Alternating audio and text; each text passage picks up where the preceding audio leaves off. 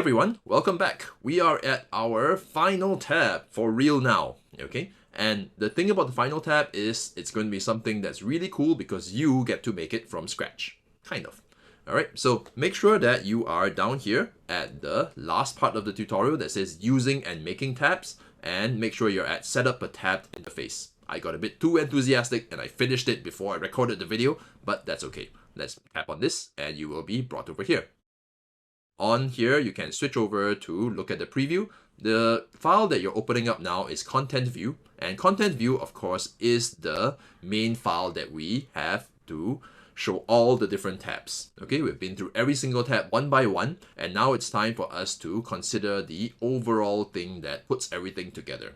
Okay, so here we go. We have tab view, and inside here we have home view, story view, favorites view, and fun facts view. These are each of the files that you've been editing one by one, okay? And we are composing them all together inside this tabbed interface, okay? Inside this thing called a tab view, all right? So here's one thing you can try. If you see home view over here, we can just comment it out and see what happens. Remember how to comment things out? You can press Command / and it'll comment out the home view. And what that does is it just removes it entirely from the tab bar. Home view is gone, okay, because it's no longer part of the tab view, all right? And you're left with story view, favorites view, and fun facts view, okay? So this is one way to test things out. You might realize that, hey, maybe I want to reorder them or things like that. How do you think you reorder them? You can probably guess, right? So if home view is first, it's probably the first one in the tab bar, right? So let's try. I'm going to move story view in front of home view. So I'm just going to select these using my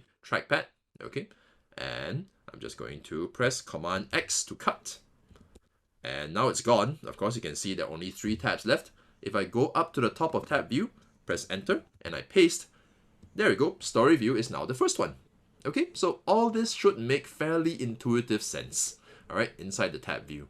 You might also want to take a look at these things called tab item modifiers, right? There's a tab item with a label, story, system, image, book, okay? And this one, the word story here, well, maybe we're going to call this explorers, all right? And as I'm typing, SwiftUI will, as usual, update the app live. And here we go, it says explorers, okay? If you don't want this to be book, what do you think you can do? You've seen SF symbols before, right? You can go up here, go to this thing over here. You cannot, however, just click on it to change the icon. You need to take note of the name. So for example, if I want to change this to something else, like, let's find something over here, like, yeah, how about this one? doc.plaintext, okay? Kind of describes the story over here. All right, so I need to remember doc.plaintext. You need to remember how it's spelled. Remember any capital letters. There usually are no capital letters, okay? And you need to put that word over here. So doc.plaintext. I'm just going to type it out over here. Over book doc.plaintext. Okay, and there you go. All right, it's been updated. So feel free to change any of your tab labels as well as any of the icons into something that you prefer. All right, let's keep going with the tutorial itself. If I go next, it says to make a tab, create an instance of the view you want to display. Remember instances? We saw those in the experts chapter in Get Started with Code. So what's happening is you're just making a version of this. Okay, you're making a version of this. The first tab is home view. I kind of ruined it. It's no longer home view. Feel free to change it back if you want to. Okay, and after that, it's just going to say, okay, you need to use tab item, right? Tab item, you can put label, text, or image. Okay, and it's just going to be empty if you put anything else. All right, so that's good. Let's move on to the next part. Next, they open up a new file called your tab. It's completely empty. Okay, there's absolutely nothing inside it. Here, you might want to figure out what you want to show, okay? My suggestion is you have a gallery over here, okay? So it's just going to say express your creativity here, right? So over here on the right-hand side, I'm just going to put in a gallery, okay? And maybe you can add some pictures and add some H tags and labels, kind of like what we did in the previous unit where we had Blue and his friends and all on one screen, okay? So you might want to have a gallery of different pictures about you.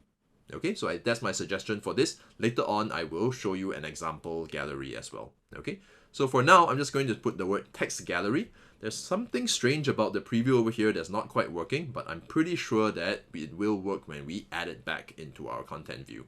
So let's just press complete to finish this part. Okay, all right, let's move on. Now it says, hey, Now add your new tab here by adding it to the tab view. So make sure they're in the tab view. Okay, there we go. There are 4 things in the tab view, and if you just type in your tab, open bracket, close bracket, okay, it will show up over here. Okay, it doesn't actually show anything because you haven't added the label with the tab item. But let's tap on it first, and you see, hey, there we go. That's my gallery. It works. All right, so if we keep going, it will show you how to add a tab item, and you can see over here, okay, like, let's just add this one over here. It added a tab item for us. Unfortunately, I moved my cursor, so the tab item got added to the previous fun facts view. So see, simple enough to fix. Let's just go grab this piece of text, cut it with Command X, okay, go down here and paste it. Okay, so just be aware sometimes the autocomplete might do some strange things. Just be a little bit careful about where your code goes, and just be aware of what each line of code actually does. Okay, and experiment, and if necessary, undo. Okay, so there you go. It says your tab with system image heart.fill. All right, maybe I want this to be a gallery. Sure, let's change this to gallery. Okay, and I'm pretty sure there's a SF symbol that resembles some kind of photo gallery. So I'm going to tap on this. I'm going to search for photo. Okay, there you go. Right, how about photo.artframe? Or maybe one of these, like photo.on.rectangle.angled. Okay, let's see if I can remember that. Right, photo.on.rectangle.angled. Photo.on. I've forgotten. Photo.on.rectangle.angled. Okay, so you have to remember these, and there you go. All right, now I have a nice icon that actually represents my gallery. All right, and if I tap on it, it will switch me over there. You might be wondering what happens if you add even more things to your tab bar, right? If you add this one more time, you're going to get what's called an overflow menu. Oops, hang on a second. Right, let me just copy and paste the your tab one more time. Okay, and I'm just going to paste it down here. Okay, if you add too many tabs, iOS is going to say, nope, you can only add a maximum of 5, right? So the last one is going to be inside this little overflow menu, right? Where it will show you all the other tabs. Right now, I just have 2 of the same, so I don't really need that. I'm going to delete away the your tab. Yes, I think that makes sense. Okay, so there you go, all right? That is your new tab. All right, they also ask you to change the name, app icon, and accent color of your app. Let me just show you this real quick. Open the left sidebar and so on and so forth. So you'll notice that all these things are blue, right? This is a blue tab bar by default. Okay, if you don't like that, let's go change that. So up here, tap on this, okay? Tap on the app settings, and now you can change, right? Let's say you prefer a red icon. Sure, no problem, okay? Right now it's got a custom app icon. Okay, if you don't like that, you can switch it back to a placeholder. You saw this and Get Started with Apps, right? And you can choose one of these different icons, okay? Or you can go to custom. Maybe you have a photo that you want to use as an app icon. Sure, let's go import from photos, okay? And you know what? Let's put my face as the app icon. Sure, right? I can live with this, okay? So you'll say that, hey, this is a bit big, right? Photos taken by your iPad tend to be a bit big, but that's fine. Tap on Scale Image. And now, there you go, right? Now I have a slightly embarrassing app icon that is off my face, but you know, I can live. All right, so I'm going to close this, okay? And if I go back to my home screen, you will see that it doesn't actually update over there, but if you were to install this as an app, it would actually use that as an app icon, okay? We're not at the point where you can install any apps on the iPad because that actually requires a developer account. You need to go through a few more things in order to publish your app on the App Store, but I hope this series has given you a bit of insight about how you can create and customize an app.